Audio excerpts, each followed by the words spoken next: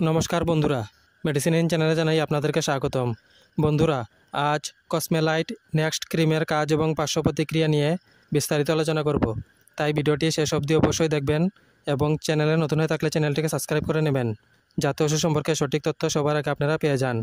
কসমেলাইট next cream এটি তৈরি করেছে Walknet health care private limited.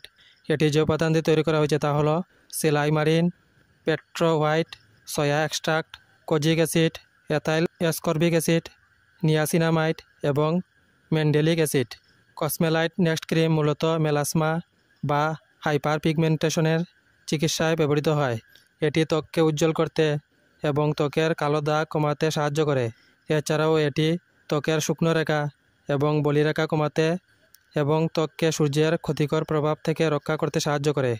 এই ক্রিম ব্যবহার করার নিয়ম হচ্ছে প্রতিদিন 1 থেকে 2 বার ব্যবহার করার পরামর্শ দেওয়া হয়।